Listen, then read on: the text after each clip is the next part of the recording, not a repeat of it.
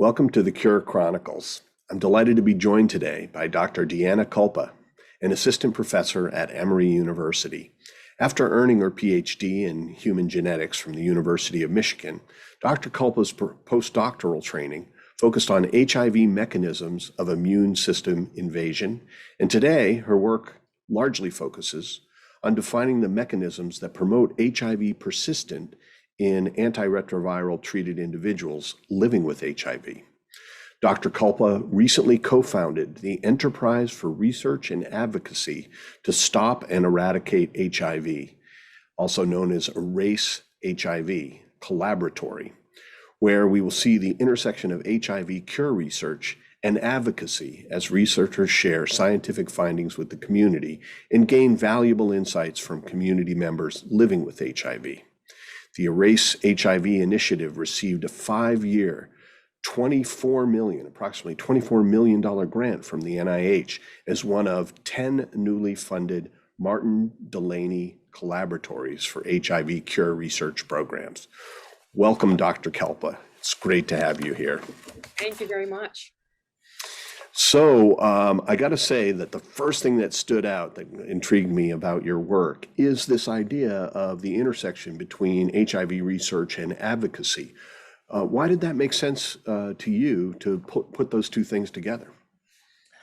So one of the things that I think is interesting about HIV research is if you go to an HIV conference, the International AIDS Society conference, the HIV persistence meeting, a lot of people living with HIV attend these conferences.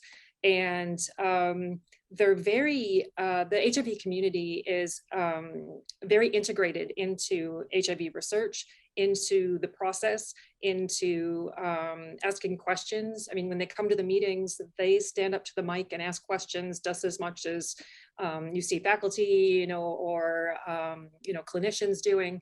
So it makes a lot of sense to partner with them. They are very interested and motivated in being a part of the process. And one of the things that I also thought was very interesting was I was at a meeting a few years ago, and through development of antiretroviral therapy, we've obviously come a long way from the multiple drugs a day to the 1 pill a day regimen. But now they're looking at injectables and things like that, where you could potentially have 1 shot a month or 1 shot every 6 months. And there was a lot of excitement in the scientific community presenting this idea that, you could just get an injection a month and won't that be great? And then I saw a discussion in a community board where they were actually saying, we don't want that. And so there was, I felt they were saying, look, I am on antiretroviral medication. I don't want to go to a clinic every month. Going to a clinic exposes me, to an atmosphere I may not necessarily want to be in if there's a lot of sick people around. So right now I can get my medication and not have to go through that. So I thought it was an interesting thing to say, like, if we're really excited about it as scientists, but the community isn't excited about it, then we're not talking to each other enough. And so clearly, making that partnership makes a lot of sense. Wow. So that's really interesting. So a lot of things just came up in what you just said. I mean, one being that it looks like the major thrust of the industry to reduce the frequency by having injections may not necessarily be the panacea that the HIV or people living with HIV community really wants. That's fascinating because I hear so much on the other side because I'm so deep in the industry. And so I can see immediately why that's so important to get out there with the consumer, really, with the person that we're trying to help, and to find out what they're really looking for. And that is amazing that already, that kind of observations come out of it. When these folks engage with you, what sort of questions are they asking? I mean, I get that input, but what do you see in terms of sort of the big themes of the questions that are coming from people living with HIV? Are they scientific questions, or are they, related to schedule or priorities, or what kind of things do people stand up and talk about there? The first question I always get is, when are we going to have a cure? Over and over and over again, that is priority number one.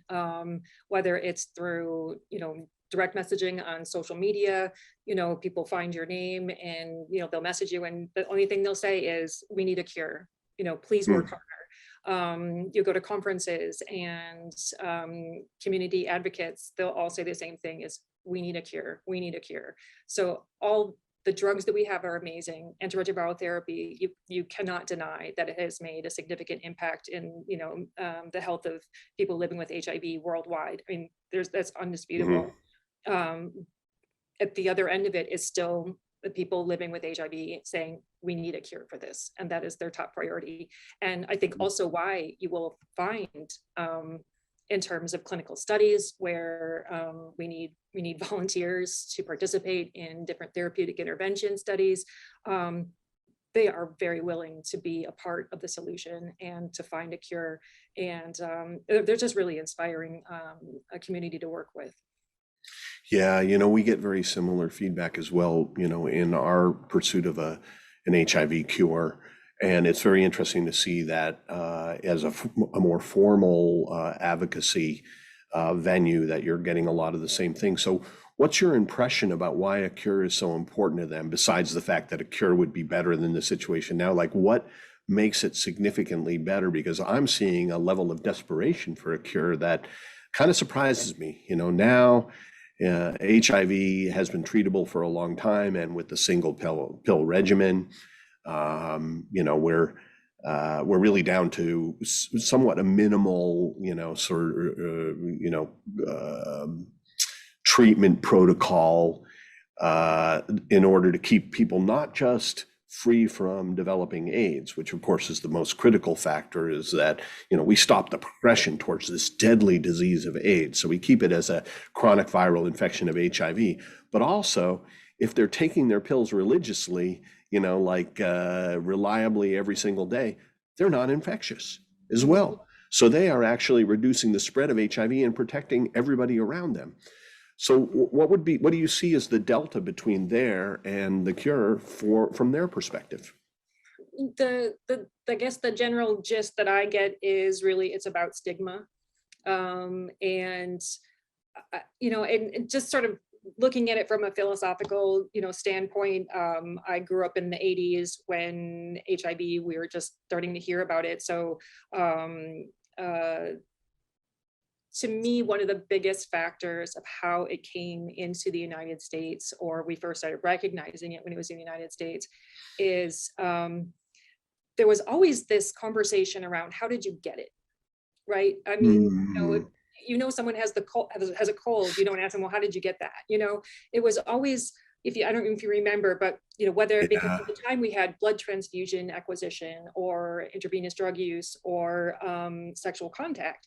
And there was always this kind of, at least to me, this sense in the media or how it was presented culturally was, there was always this little asterisk, like, well, they got it through a blood transfusion, so they were good. You know what I mean? There was that sense. Yeah, there was a judgment about they got it as a blood transfusion, where in the back of that statement is, well, it must have been your fault if you got it in a different way, which has a real negative connotation to it. And I think that has carried forward through the entire epidemic. There's always this statement when you read articles like, they got it through this, I'm like, well, does it really matter? Does it matter? Yeah. How they got it, we need to work on the future and how we can get rid of it.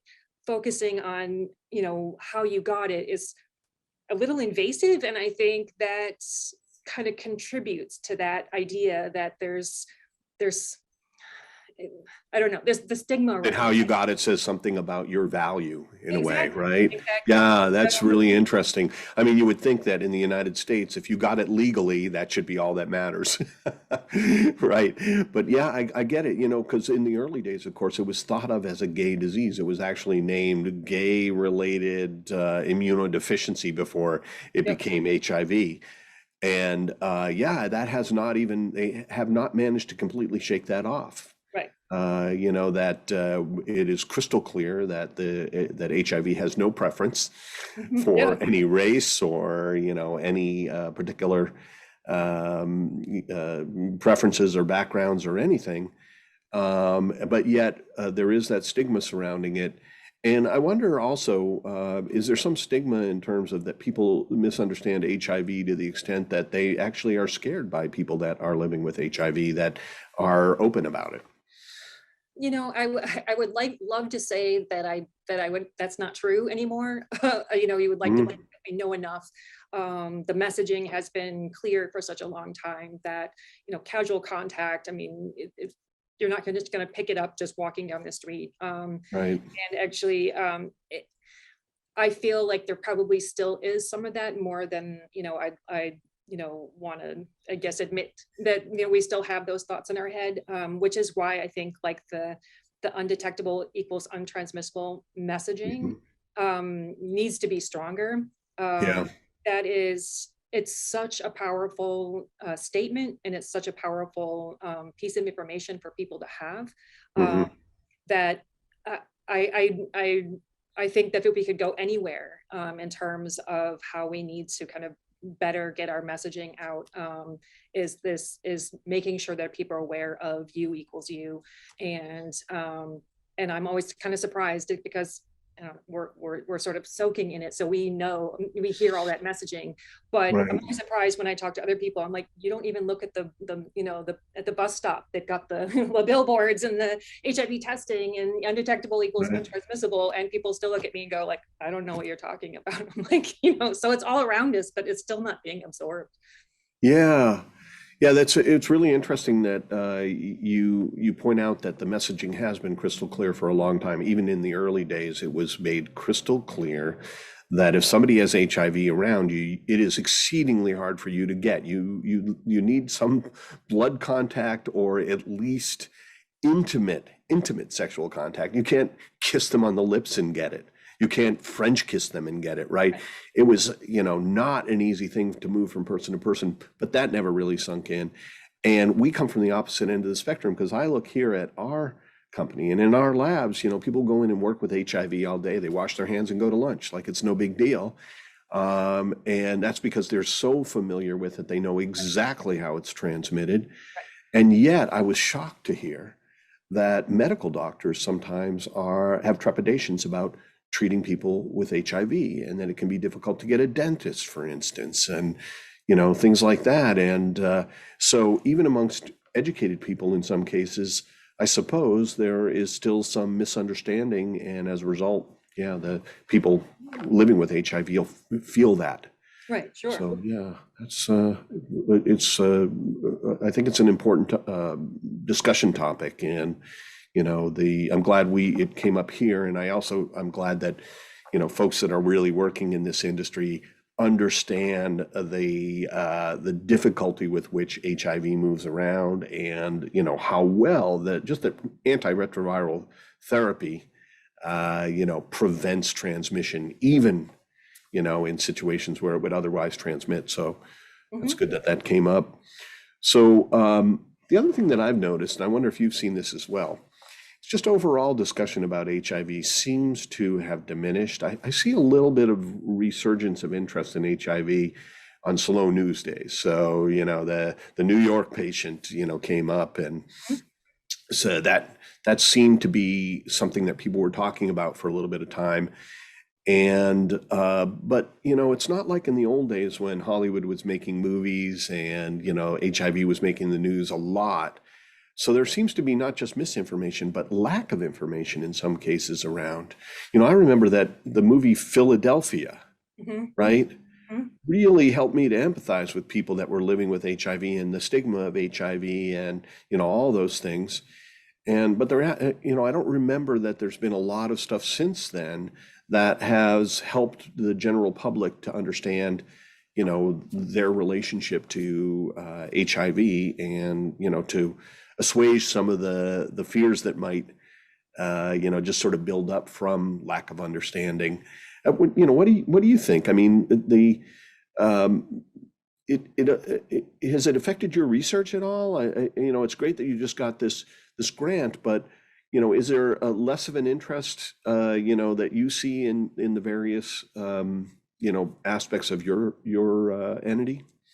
So I certainly agree with that, that I feel that the conversation around HIV is kind of oh, that's, we still have that, sort of thing. Yeah, But I think one of the things that's uh, it's really important to recognize is that if you think about the COVID vaccine, and so there will be a lot of parallels between oh, how quickly we developed the COVID vaccine and why don't we have a vaccine for X, Y, or Z. The reason why mhm, we got the COVID vaccine so quickly is because we spent decades studying the immune system because of HIV. right. Um, I mean, how much we accelerated the pace of immunological research when HIV was coming onto the scene, and we had to learn about the immune system in order to even be able to figure out what it was doing to the immune system. Um, Mhm. and I remember being in, college and first hearing about, we didn't even know where the virus was going at first, and finding out that it was like we could find it in the lymph nodes. Well, what were they doing in the lymph nodes, and what was happening there that the virus was going there? And so we learned so much about the immune system and vaccine development, and what works and what doesn't, that set the stage for bringing the COVID vaccine online that much more rapidly. I think if we had had a COVID in 1981, we would not have had a vaccine in 2 years. I mean, that just would not have happened. Yeah. We learned so much immunology because of HIV. And from here, I think we just get better.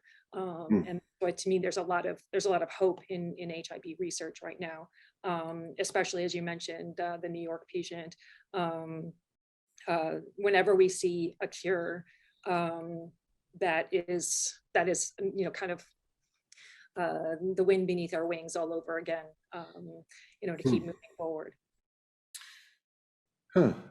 Yeah, I think an interesting thing that just came out in what you just said was the idea that the attempt to understand HIV was like a moonshot that brought us all sorts of benefits, Mhm, right?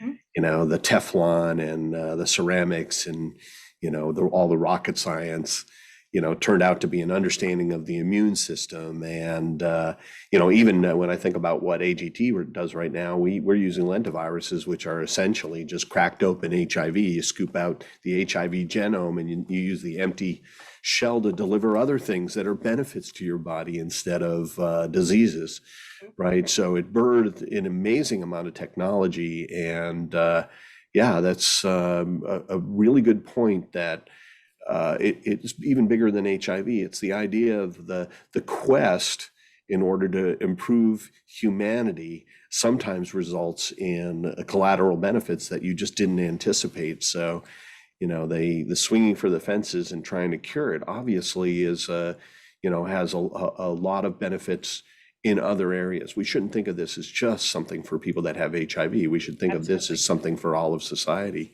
absolutely. So yeah, what's your thoughts about a cure? So, where do you see the cure research at this point? Not to sound like one of the HIV advocates that stand up at one of your meetings, but what do you got for us, doctor? Is there anything that is on the horizon that would encourage us, along with these successes with the Berlin patient and London patient and New York patient? What else is happening? So I think that the three patients or individuals that you just mentioned, they get attention, but it's also important to know that there's other individuals out there. Like two off the top of my head: the San Francisco patient, the Esperanza patient, who have been shown to have naturally cleared the virus without intervention, right? Hmm. So the San Francisco patient was an individual, or is an individual, who was diagnosed with HIV in the 80s. And at the time, the antiretroviral therapy that was available was pretty toxic. And so the prevailing, clinical treatment was to wait and see, right? Because introducing antiretroviral therapy at the time, you could develop resistance. You had a lot of bad side effects. And so if you were doing okay, it made sense to sort of wait and keep monitoring to see if your CD4 T cell counts, where they went, and when it started to decline, then we could make an intervention. And with her, her CD4 T cells actually not only never declined, but actually were right at the beginning higher than you saw with even an HIV in naive individual. And they stayed that way. And through time, she has been a very motivated individual for being a part of donating, leukapheresis and blood and spending her own money to fly herself, to the NIH, to donate samples so that they could look for virus in her. And Wow. they can't find it.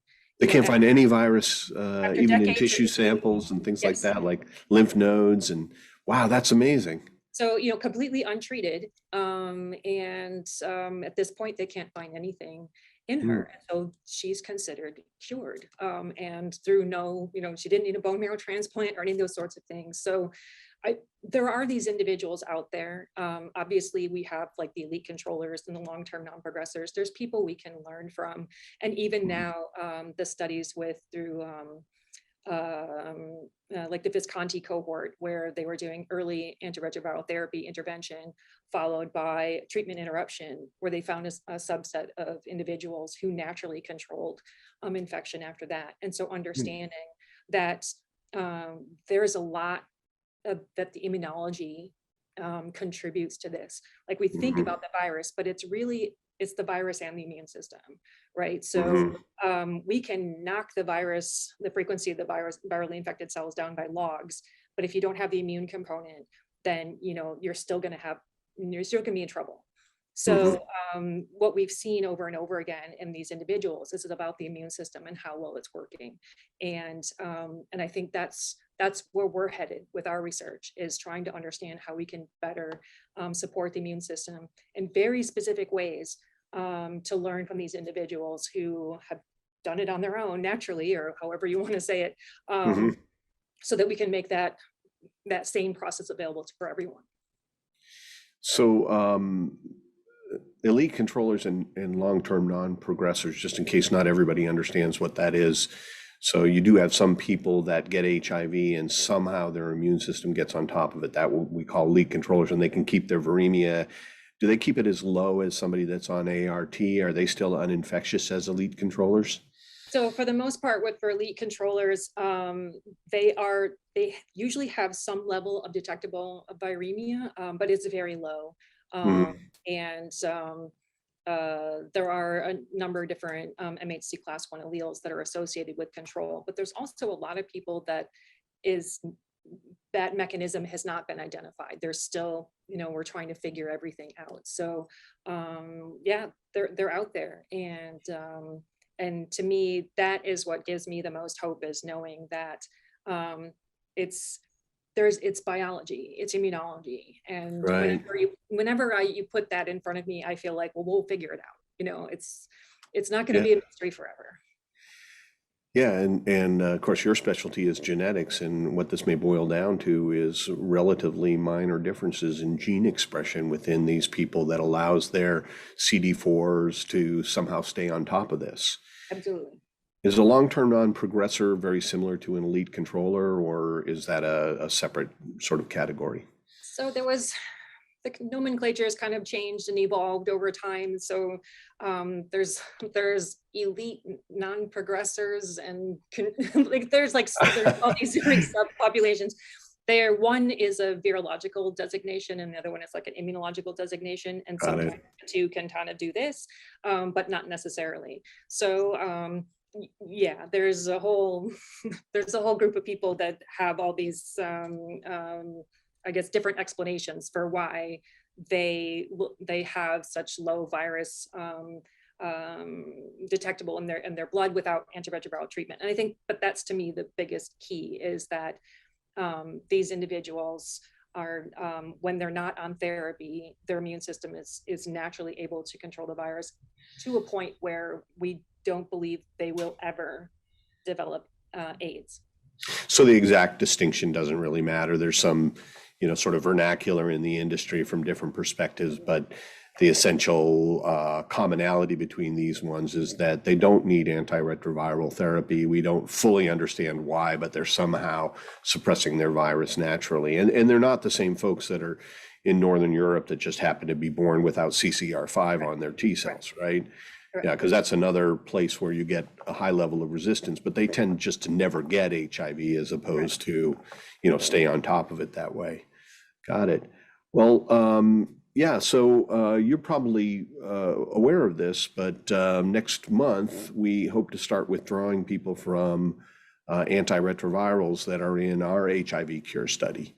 Mhm. And our approach was to go ahead and pull out leukocytes to isolate the HIV CD4 positive T cells and to modify them slightly so that they cannot be infected and depleted by HIV. The theory being that the CD4 cell is the linchpin in the immune cascade, and if we can keep those helper T cells from being eliminated, they're kind of the conductor of the immune orchestra. We might see an immune response that would be able to suppress HIV on its own without antiretroviral therapy. So, is this something that you see going on other places, or is this something that within your background you have some perspective on that approach, the idea of going in and modifying the T cells? We've seen it with other companies, like Sangamo had a zinc fingered nuclease clipping. Yep. What are your thoughts in that area?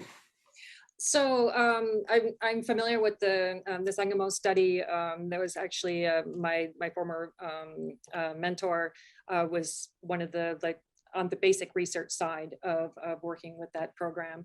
And to me, it's a brilliant strategy because, as you mentioned, CCR5 seems to be as a co-receptor for entry of HIV, seems to be a co-receptor that at least in the Delta 32, the individuals who are homozygous for the Delta 32 mutation, they do just fine without CCR5. So we know that at least in terms of the function of that, there's probably some redundancy in the pathway, but HIV doesn't have that redundancy. It uses CCR5 as a co-receptor. And so if it's not there and it's a CCR5 tropic virus, it's not getting in. And from what I've seen of the other studies that have targeted CCR5, what I think is fascinating about it is you don't need 100% of your CD4 T cells to be deleted for CCR5 in order for it to work. There seems to be kind of a threshold where once you're over, whatever it is, 30% or something of your CD4 T cells, to have this CCR5 removed, you're just enough in order to kind of prevent really effective spread. So to me, that's a very positive thing, because if you had to say, well, every single CD4 T cell has to absolutely have this removed from it in order for a cure to work, then good luck, That's a lot. Yeah. That, if we can hit a balance where we have enough CD4 T cells that just kind of like a vaccine approach, right? You don't need to have the 100% people vaccinated. You need to have just enough of them to kind of keep the thing from spreading around. And so with that approach too, you've got just enough of your CD4 T cells that can, keep the virus from getting out of control. And I think that to me is what's fascinating about that approach, is that you can see how it works, right? It makes sense intuitively. Yeah, sort of probabilities, right? You reach a certain threshold and you increase the probability that your immune system will win out against the invader, right? But not every T cell has to be effective. It's the overall number that are effective.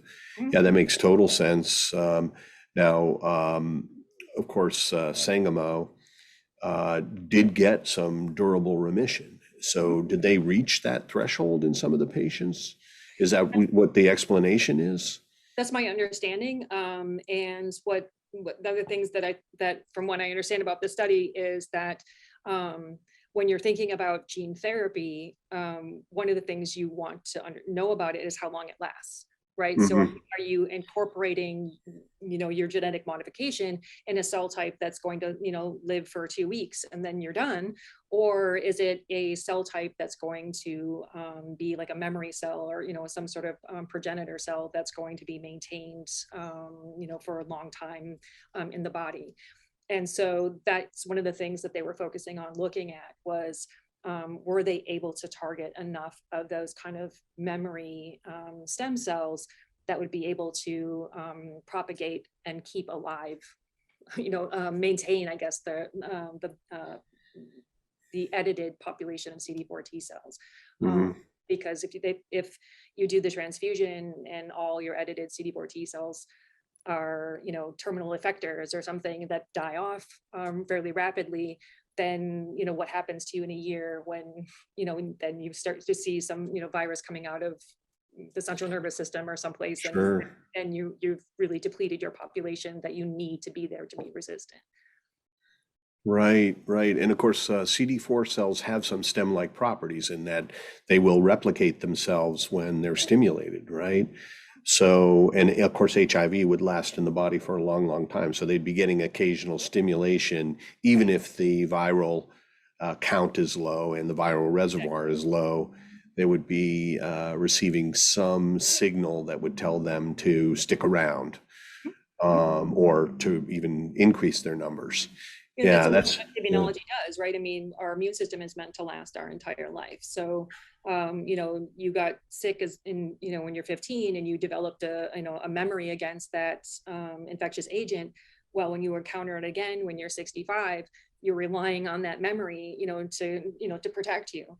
And so Hmm. our immunological memory has had to be maintained through one mechanism or another over time, through just, as you were saying, like you can be activation, otherwise there's memory cells go through homeostatic proliferation where they just divide just to maintain themselves, just enough to kind of keep the memory going. Hmm. So in that way, you can have your immunological memory last your entire life, and that's what it's meant to do. Yeah, the immune system is really amazing, isn't it?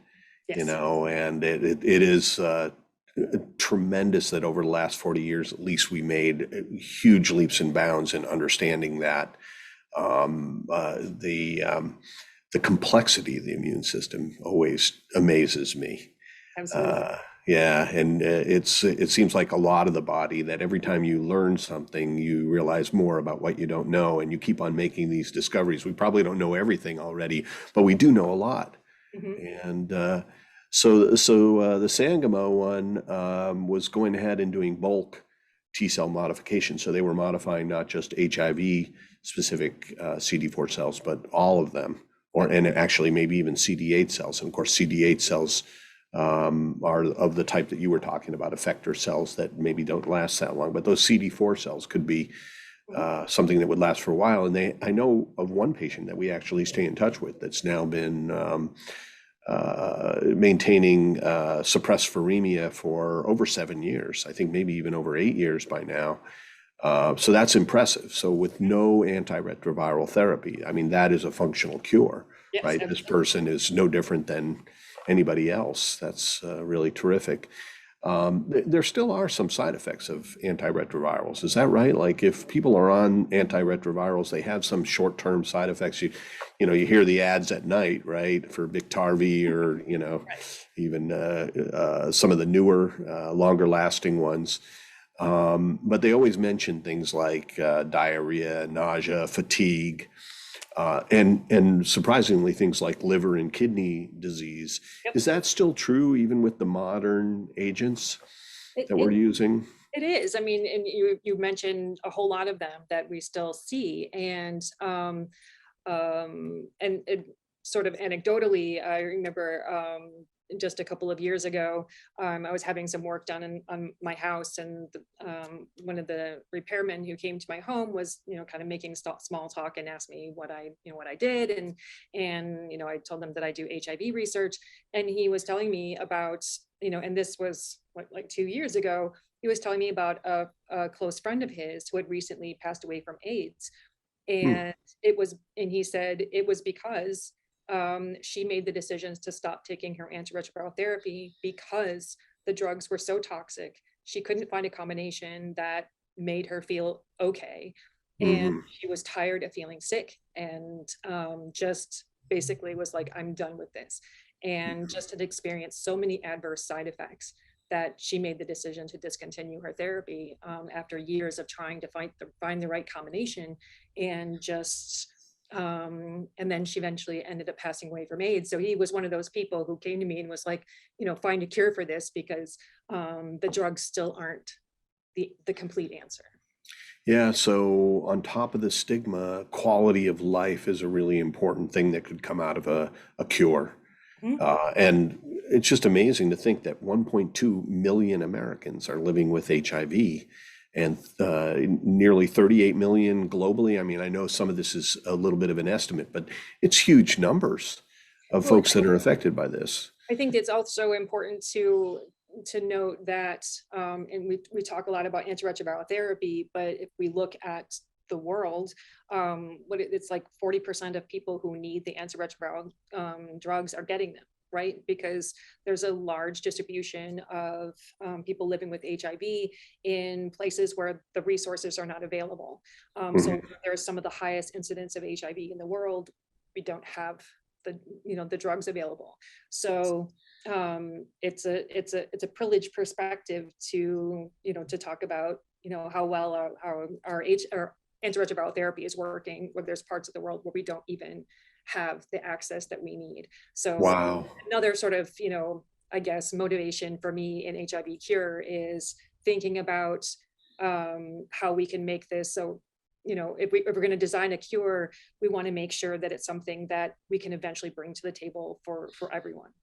Yeah, that is a really good point in two different ways. I love that perspective of, even though we have 1.2 million people in the United States, at least they have the option of taking ART, even if it diminishes their quality of life. They don't have to progress to AIDS. But it's also a very sad story that somebody would go ahead and opt out of ART because they felt like the quality of their life was too low. I mean, that's incredible. I have met some people with HIV. I see the effects of early aging. I've seen the fatigue. People don't tend to talk about their nausea and their diarrhea necessarily. And I don't know the statistics, but I understand that liver, kidney, heart disease, extra cancers. The other problem that these folks have is they're in and out of doctors all the time to treat. Essentially, it's either the side effects of the ART or it's the low grade infection. And in fact, it's probably the chemotherapeutics. I mean, it makes sense that those are going to have an impact on those organs. So, wow, yeah, I mean, there really is. I'm so glad to hear your passion for making a difference. What are some of the scientific theories that you're pursuing at this point? What are some of the angles you're working on for HIV cure? So one of the things that I kind of touched on was the idea that the immune system is kind of our key, right? So where I guess I'm less worried about the virus in some ways than I am about the immune system. So one of the collaborators we have in the Erase HIV collaboratory is someone who's really been studying cellular metabolism, so CD4 and CD8 T cell metabolism. And this is Azier Sayeh-Sirion, who's at the Pasteur. And one of the things through his studies that he's identified is there is not just a quantity of your HIV specific CD4 or CD8 T cells, it's the quality of them.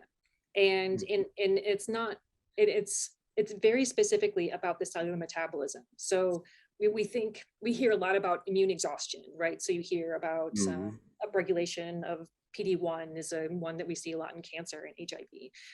So we hear these molecules that are associated with an immune system that's fatigued, overstressed, through chronic infection, you have chronic inflammation.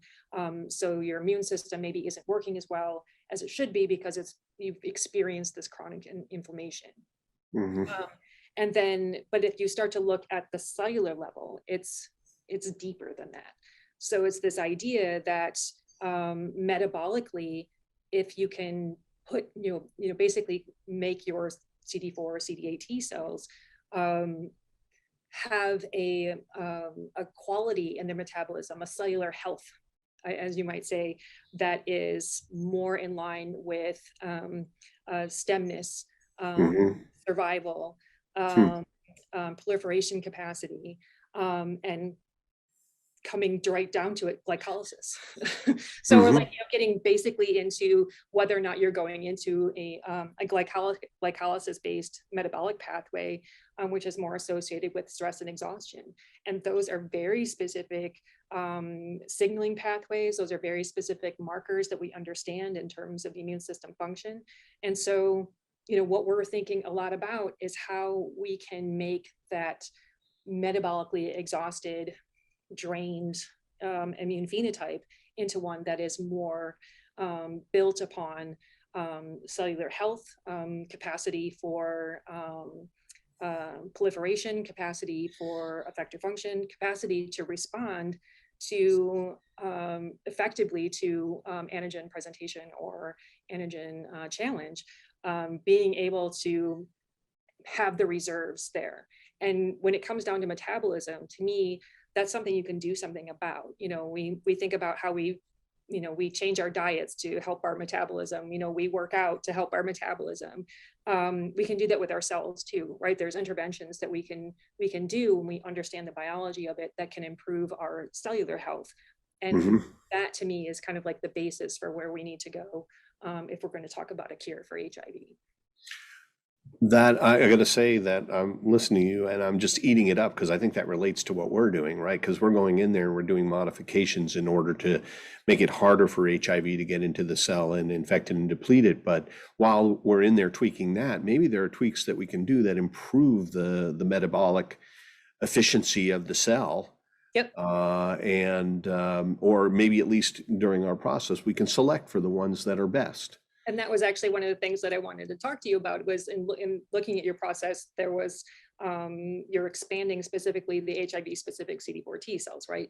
And Hmm. with the idea is that there are very low frequency in HIV and people living with HIV. And if we can just expand those numbers, we've got a sense for how we can actually just kind of increase the size of the army. Right. But I think also that there is an opportunity there to qualitatively assess how well those cells work, right? Hmm. Because making, better fighters, I guess, and not just more of them, I think is also an important part of the tactic. Yeah. Because if your CD4 T cells are metabolically exhausted, how well are they going to be able to fight when you need them to? And And how CD4 durable would they be as well? Yeah. exactly. CD4 T cells, they're part of their function is to, as you mentioned, they're helper cells, right? They really help to stimulate the CD8 T cells, cytolytic responses, the B cells. They Hmm. have so many different roles in the immune system, and having them charged and ready to go is very important. But I think like part of it is making sure that at the cellular metabolism level, that you have cells that are essentially, you know, uh, um, working at a capacity that makes them fully functional and in the right pathway, Yeah. and not contributing more to overall exhaustion. Yeah, I think that your metaphor was a good description of what we're doing, right? We're increasing the size of the army. I think the other thing that we're doing is we're trying to put body armor on those cells so that they don't get invaded. But what you're talking about is we can go ahead and make these cells more fit and Mhm. give them better weapons, Perfect. perhaps. Exactly. So there's a lot of different angles that we could take on the CD4 population Exactly. to improve the immune response. And it sounds like you think that that may be an important key to an eventual HIV cure. Yep. Yeah. We're going to have to send you some blood, right? I mean, because I would love to see in a cell product that we make, if we have like a sample of it that we could share with you. I'd love to know your collaborator's perspective on, sort of the health and metabolism of those cells. That might be really Absolutely. interesting to see. And I'd also love to hear his or her theories on why, on what the, let's say, pathological sort of underlying drivers of good metabolism are. Because when you initially mentioned it, I thought, are we going to have to go into mitochondrial DNA, which is Right. sort of another step in gene and cell therapy, right? To go in there and start modifying the mitochondrial DNA, but we know it's very important. I mean, there are diseases where you're just underpowered mitochondria, makes a huge difference in your life. But, maybe that's one of the things that will eventually fortify these T cells in a way where they'll be more effective fighters when they get out in the battlefield there with HIV. Any other things that are interesting going on in your collaborations? I mean, that was enough, by the way. That is fantastic. But any other interesting angles that you could see or research that might be valuable in the HIV cure? So one of the things that we have, spent a lot of time thinking about is apoptosis, right? So if we're thinking about, targeting HIV infected cells, we want to be able to get rid of them. Well, we know that there's HIV just by the, I mean, it's an endlessly fascinating virus. But one of the things that we've seen HIV integration do is kind of trigger kind of if we're thinking about apoptosis, we're seeing like anti-apoptotic pathways being triggered in these cells. So we're seeing kind of, I don't want to call it a selection, but more of a bias of retention, bias of persistence of these cells. They're not dying when they should. So You're saying the infected cells, somehow HIV is immortalizing or extending the life of these cells in order to be more effective in the body, so have more time to spread. It's really interesting biology, right? Because if you think about the virus, what does it do? It's an RNA virus, so it needs to make a DNA copy of itself and integrate into the host cell genome. Right. The virus itself, HIV, does not require nuclear envelope breakdown in order to get into the genome. So essentially, it's an active transport mechanism of getting that DNA into the nucleus, and then it typically integrates right where the first genetic region it sees, right? So, and what are the regions that are by a nuclear pore, but going to be the more actively transcribed genes? So you're not going to find it in the middle of heterochromatin that's buried somewhere. It's going to be the gene regions that are more accessible. That's what HIV is going to see. And what are those genes that are typically going to be active in a lot of different cells? Is cells, genes related to proliferation, cell survival. So it's not really random, in that sense, where it's just hopping into the first place it sees. And when it's in these cells, those are the genes that happen to be pretty, universally, active. In doing that, they can cause dysregulation of those cell survival genes, and that cell may end up surviving for longer than it normally should have. So we're thinking about apoptotic pathways and controlling BCL2, for example, as a using like BH3 mimetics in order to trigger apoptosis in HIV infected cells, to kind of complement the immunological approaches that we're doing. Yeah, I got to say that this is the most technical discussion we've ever had on the Cure Chronicles. And I find it fascinating, and I'm amazed that I can keep up with what you're saying, but I'm learning so much from this conversation. I'm really enjoying this. That's something I did not know about HIV, but every time I learn something new about HIV, I realize why it's so insidious and so intractable, right? It's like evolution has given us almost a perfect virus. And in a way, that was what made it so amazing and so fruitful when we studied it, right? This thing was one of the most advanced viruses on the planet. And it pulled a lot of tricks in the body that meant that as we tracked down those tricks, we learned a lot about the body, didn't we, and the immune system, just like you said.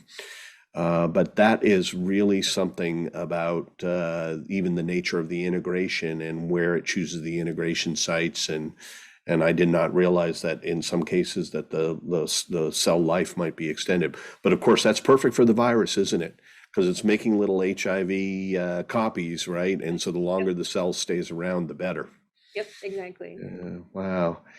Well, fascinating discussion. This may be the first one where, not everybody in the audience understands everything that we talked about, but this was great stuff.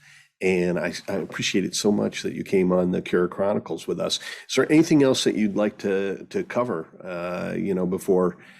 before we wrap this one up?